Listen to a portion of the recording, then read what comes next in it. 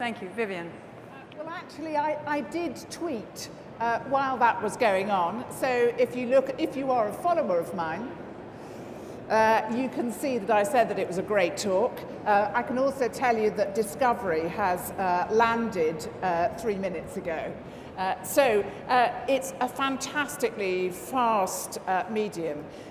Do you think that this technology is also going to be used for something which is actually quite disruptive, I think, to established medicine, which is that people will share their own medical information, their own data sets, and actually start to develop their own research protocols and maybe even to offer that data? I mean, say, for instance, you have a glucometer that's attached to your mobile, then tweet that information and build up a database which you can sell to companies in order to develop research.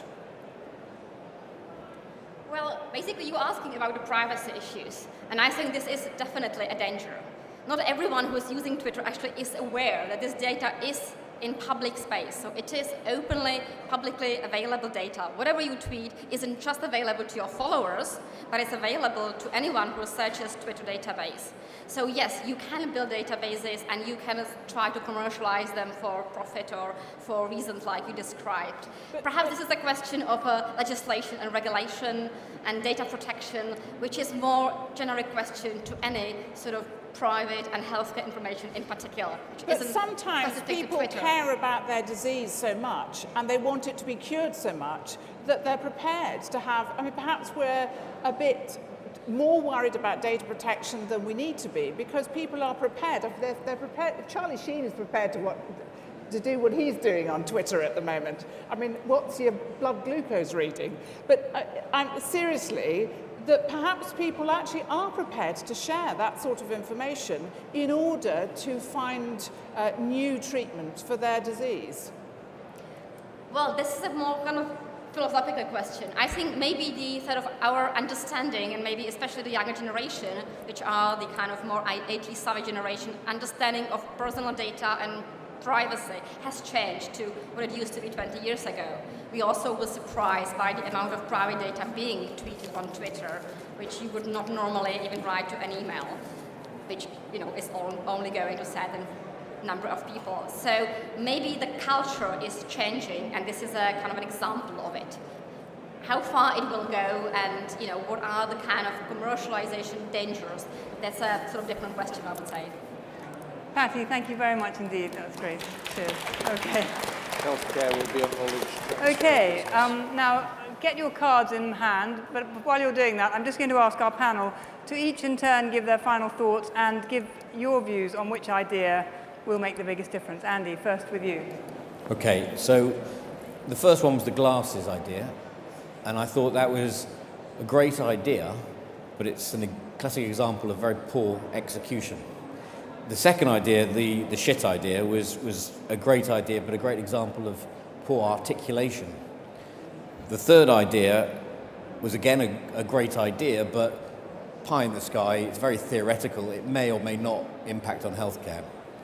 And then the fourth idea, I thought was, in terms of communication, is hands down going to change the face of communication. Whether it will actually deliver the remit that we're trying to do now, which is what's going to have the biggest impact in healthcare, I'm not entirely sure.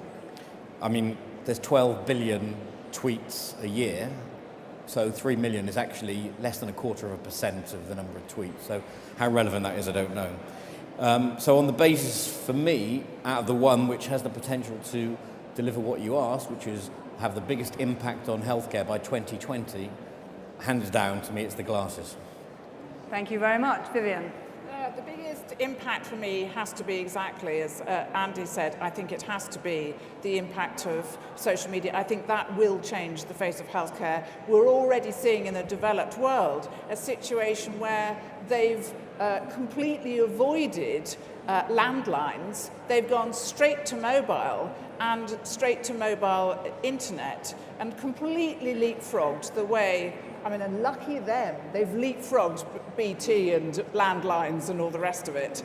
So I think it does have an extraordinary potential for impact. Okay, thank you. Bruce.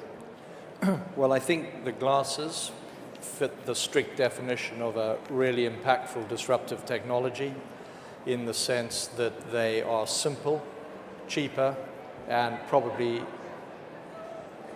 slightly less effective than existing methodologies. But they're widely applicable across the world.